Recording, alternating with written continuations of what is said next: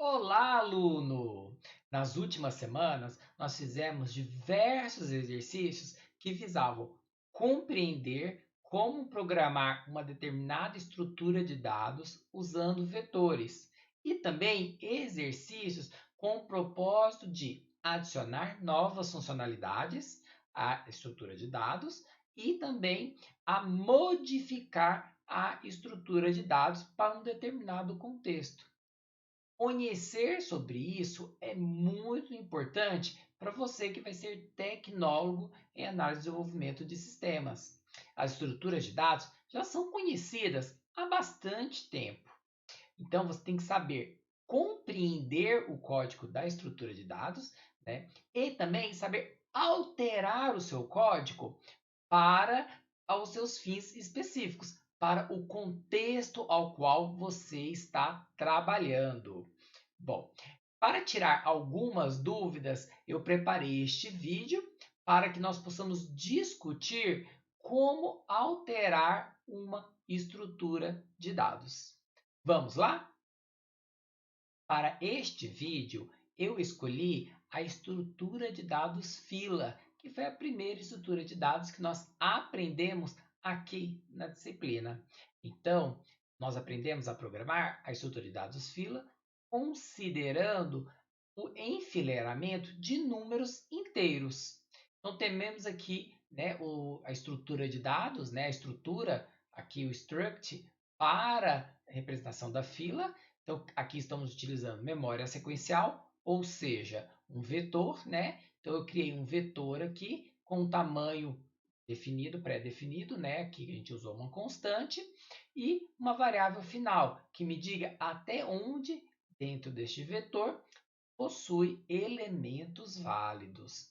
Nós temos também aqui os protótipos das funções básicas que operam sobre uma fila, que é o inserir, o inicializar, o verificar se ela está vazia, o verificar se ela está cheia, o imprimir e o remover.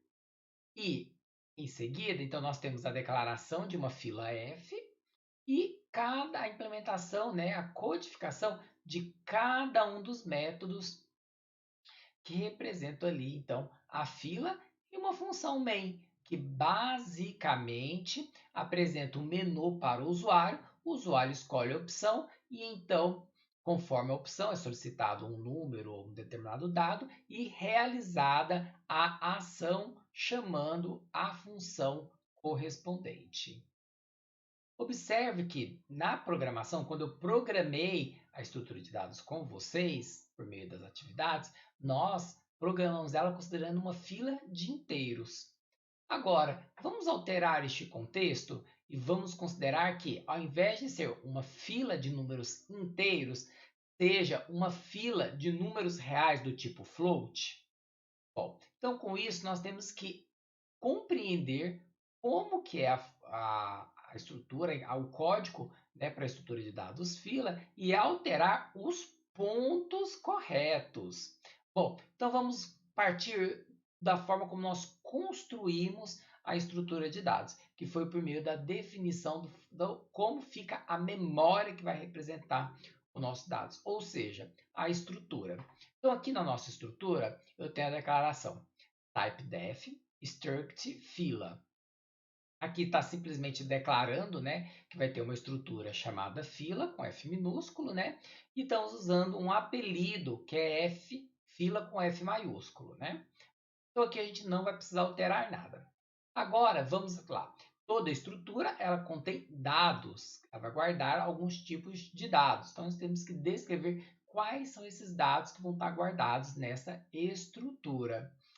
Então, aqui na linhas 13 e 14, nós temos dois tipos de dados. Um é o vetor, que vai guardar os elementos referentes à estrutura de dados. Então, quais são os elementos que compõem a estrutura de dados? E nós temos um outro aqui, que é o int final, que nós declaramos como uma variável, né, que vai nos indicar até onde possui elementos válidos aqui no nosso vetor.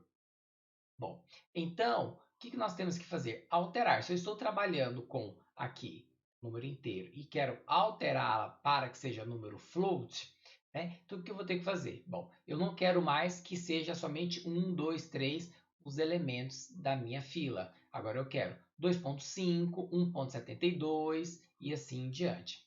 Então, veja que os números internos da fila, né, que vão estar guardados no vetor, que estão sendo alterados. Então, com isso, eu vou alterar aqui a minha estrutura de dados fila, né? Ao invés do vetor em si guardar números inteiros, ele guarde números float. Então aqui a gente alterou isso porque nós alteramos quais são as informações que nós vamos estar ali manipulando, né? Qual que é o tipo de dado da nossa fila. Em seguida, agora eu vou questionar vocês. Alterar o tipo de final aqui. A variável final está declarada como int. Eu devo alterá-la para float? Não, né? Por quê? Aqui, final me indica o índice do nosso vetor até onde possui elementos da nossa estrutura de dados que são válidos. E na linguagem C, as posições dos vetores são sempre números inteiros. Por isso aqui, então, deve continuar como int. Essa é a modificação necessária para ser feitas para alterar. Veja que agora a gente tem uma fila que guarda números reais, números float. Bom, em seguida, na linha 17, nós criamos uma variável ali do tipo fila chamada f. Aqui eu não vou precisar alterar, né? Porque a fila, ela em si é todo o espaço necessário para guardar os elementos que estão aqui no vetor, junto com também a posição aonde contém elementos válidos neste vetor. Okay? Então aqui a gente já alterou a nossa estrutura. Bom, a representação na memória. Agora vamos ver nas funções. Bom, ao inicializar aqui a nossa fila. Inicialmente, quando nós criamos esse código, nós convencionamos que seria utilizado o -1 para indicar que a nossa fila está vazia. Tá? Como aqui estamos alterando somente, né, acessando somente a variável final da estrutura, então veja que não precisa de fazer modificações aqui. A convenção vai continuar, que é o quê? Se a fila estiver vazia, final equivale a -1. Agora vamos para a função verificar vazia. Bom, verificar vazia, então, se a gente convencionou que se final for igual a -1, ela está vazia, né? Então aqui eu vou fazer o quê? Não vou fazer nenhuma alteração. Veja, né? Estamos manipulando apenas final. Então, aqui a variável final vai estar me indicando se ela for igual a -1, então eu vou retornar verdadeiro. Caso ela seja diferente de -1, seria 0, 1, 2, 3, 4 em diante, quer dizer que há elementos na nossa fila. Então eu vou retornar falso, né, na questão do verificar vazia. Veja então que não foi necessário modificar a função verificar vazia. A mesma coisa vai acontecer com o verificar cheia. O verificar cheia, ele vai olhar para a variável final da fila e verificar se o tamanho lá, o número, né, de final, é igual ao o tamanho máximo que pode ser guardado no vetor menos uma posição. Por que isso? Porque nós temos que lembrar, na linguagem C, o vetor sempre começa com a posição 0, né, e vai terminar a última posição válida, é o tamanho do vetor menos 1. Né? Então, se o final for igual ao tamanho do vetor menos 1, quer dizer então que a nossa fila está cheia. Então, ele vai retornar verdadeiro, vai retornar 1. Caso contrário, retorna 0. Veja que aqui é o mecanismo de como nós estamos utilizando um vetor para representar uma fila. Em nenhum momento nós falamos sobre os elementos que estão armazenados na fila, ou o tipo dos elementos que estão armazenados na fila. Portanto, aqui nós também não faremos modificações. Bom, agora, quando nós formos inserir, veja, quando eu for inserir um elemento na minha fila, o que nós vamos inserir? Um número real. né? Um número float. E aqui na nossa declaração, o número está inteiro. Eu vou precisar modificar. Então, agora, a minha fila vai estar manipulando números reais, números floats. Então, eu vou estar recebendo pelo método de inserir um tipo float e não mais do tipo inteiro. Veja também que nós modificamos a assinatura da função. Logo, nós teremos que alterar o protótipo da função. Então, aqui no protótipo do inserir, em vez de float, em vez de int, é float. E agora, então, nós alteramos ali o protótipo e vai ficar coerente com a declaração. Aqui a gente alterou e falou, olha, ao inserir eu preciso de um número float. Bom, e aqui está fazendo o seguinte, olha, quando a gente estudou o método inserir, nós primeiro fizemos o quê? Verifica que está cheia. Se ela não estiver cheia, que eu posso inserir novos elementos. Então, aqui na linha 37, vai verificar que está cheia e caso seja verdade, caso ela não esteja cheia, né? Eu vou então atualizar o final da fila, que é somar mais um à variável final.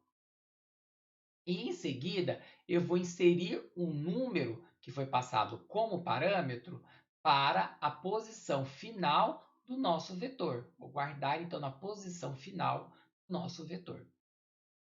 Veja aqui que número é o número float. E o vetor? O vetor é de quê? Vamos voltar aqui em cima de float. Os dois coincidem. Okay? Então isso é importante. Né? Nós estamos trabalhando uma fila, né? Uma estrutura de dados fila com números reais. Então aqui ele vai receber o número real e vai guardar no vetor, né? Que a gente está usando o vetor como base para representar uma fila, vai guardar um número real. Ok? Bom, e aqui, caso a fila esteja cheia, ele vai emitir para o usuário: a fila está cheia. Só essas modificações? Sim, no inserir é só essa modificação. Bom, vamos agora então para o imprimir. Bom, veja que o void imprimir, né, a chamada da função, né, a assinatura aqui da nossa função, né, o que ele vai verificar fazer? Olha, ele vai verificar que não está vazia. Porque se estiver vazia, ele escreve na tela do usuário: a fila está vazia. Agora, se tiver elementos, ele vai precisar percorrer o vetor.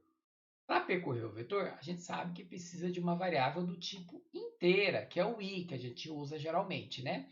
E aí a gente vai usar para iterar no vetor, ou seja, visitar cada uma das posições do vetor. E, lembrando, na linguagem C, as posições de um vetor são sempre números inteiros. Então, logo, i continua sendo um número inteiro. Aí ele vai imprimir na tela, né? Os elementos na fila são, dois pontos, e vai percorrer o vetor. Então, da posição 0 até a posição final que está indicada na estrutura de dados. Né? E vai fazer o quê? Vai imprimir o elemento. Ah, só que aqui um detalhe. Porcentagem D é usado para imprimir números inteiros. Né? E nós queremos imprimir números reais. Né? Então, a gente pode trocar aqui por um f de float. Né? E agora sim, porque vetor em si vai estar guardando um número real. Eu preciso usar a máscara correta, que é a porcentagem f. Aqui eu vou dar um limitante, que eu quero duas casas depois do ponto. Né? Que em inglês, o separador da casa dos decimais é o ponto. Tá? Então, aqui depois do ponto, eu quero apenas duas casas decimais. E essa é a modificação que é precisa ser realizada para a função imprimir. Veja que nós não alteramos a assinatura aqui da nossa função. Logo, o protótipo da função também não precisa ser alterado. Agora vamos à função remover. Quando eu remover, né, da minha fila de números reais, eu vou obter um número inteiro de retorno. O elemento que foi removido vai ser um número inteiro? Não, né? Ele vai ser um número real. Eu preciso trocar aqui para float. E como eu alterei a assinatura do nosso método, eu preciso também alterar o protótipo. Então aqui, em vez de int remover, é float remover.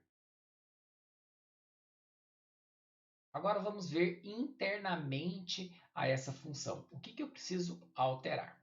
Bom, a função ela sempre começa verificando se está vazia, né? Se não estiver vazia, é porque tem elementos internos na minha estrutura e então eu posso removê-los. Agora, se a minha fila estiver vazia, não tenho o que remover, né? Então eu emito a mensagem para o usuário: a fila está vazia. Bom, então, aqui, né, se não tiver elementos, eu imprimo a tela na mensagem na tela do usuário. Agora, se conter elementos, no caso da fila, eu removo o elemento que está no início da fila, ou seja, o que está na posição 0. Por isso que eu tenho aqui, ó, auxiliar recebe f.vetor e entre colchetes 0. Quer dizer que o valor que está na posição 0 do vetor vai ser atribuído a auxiliar. Bom, mas no vetor, nós temos números reais. E aqui, auxiliar está declarado como int. E nós sabemos que eu não posso atribuir números reais a números inteiros. Então, eu vou ter que alterar a declaração. E no caso, então, o i, como a gente sabe que a gente vai usar depois aqui, o i de iteração dentro do for para navegar entre as posições do vetor vai ser inteira, né? E o aux, que é então a variável que vai guardar o dado que está sendo tirado da fila, né? Ele precisa ser float.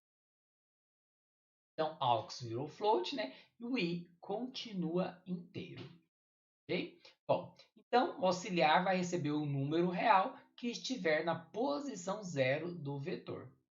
Em seguida, o que eu preciso fazer? Eu preciso transladar os elementos uma posição à frente. Seria o passo a mais quando a gente dá quando uma pessoa sai da fila do banco, por exemplo. Então, para isso, eu estou usando o i, aqui a variável i, né? E percorro de 0 até final menos 1, né? E faço o quê? O elemento que está na posição à frente, então na posição i mais 1, vai ser atribuído à posição i do vetor, né? Como aqui nós estamos trabalhando, né? O número que vai estar no vetor, ele é número real e o vetor é de números reais, eu consigo fazer essa atribuição sem problemas. Depois de transladados os elementos, né? Eu então informo que removi um elemento da nossa fila e, portanto, eu tenho um elemento a menos, então eu vou diminuir o final da nossa fila. Encerrando isso, eu retorno auxiliar, que foi o elemento que eu removi. Veja que auxiliar é do tipo float e a nossa função remover retorna um dado do tipo float. Okay? Então percebam os pontos de modificação que nós fizemos aqui. Bom, agora, por fim, falta alterar a função main. Então, a função main nós temos o seguinte, né? Uma variável temp, uma variável opção. A variável opção nos serve para guardar qual é a opção que o usuário escolheu do menu.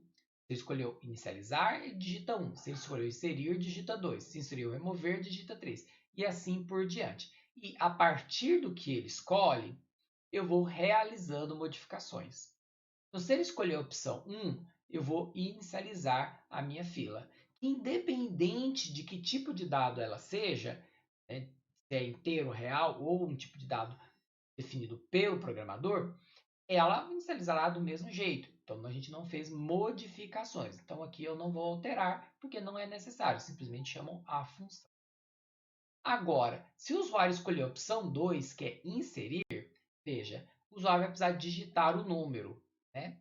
E o scanf, então, vai precisar ler este número, que deve ser o número real. Então, eu vou trocar o porcentagem D por porcentagem F. Né? E veja que eu vou guardar na variável temp. Então, temp, obrigatoriamente, tem que ser float, né? Então, eu vou alterar aqui a temp para float. Tá? Então, o número real que eu li, eu vou guardar na variável temp. E como ela é do tipo real, eu consigo passar como parâmetro para a função inserir. Porque nós falamos que a função inserir, ela recebe um número do tipo float. Então, essa aqui, outra modificação que era necessária. Bom, aqui, quando eu solicitar a opção 3, que é remover o número, né? Observe que eu vou remover, vou solicitar a execução do remover, e o remover me retorna um número real. Esse número real eu vou guardar na variável temp. E a variável temp a gente acabou de alterar. Ela agora é um número também real, ela foi declarada como float. Então é possível fazer essa atribuição, né? Receber o dado retornado pela função remover e guardar na variável temp. Bom, e vou imprimir em seguida. Só que para imprimir um número real, né, temp agora é real, eu não posso usar a máscara porcentagem D. Eu tenho que usar a máscara porcentagem F. Okay? E para definir, para restringir a quantidade de zeros após o ponto, né, que é o separador da casa decimal, eu vou colocar aqui, ó, que eu quero 2 casas depois do ponto. Ok?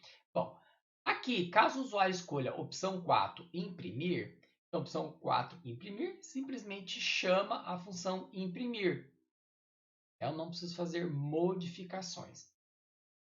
A 5, encerro o programa. Então, também vejo que eu não vou precisar fazer nenhuma modificação, né? Encerro o programa e falar, olha, estou encerrando o programa e vai sair do loop aqui do while, que fica apresentando o menu para o usuário.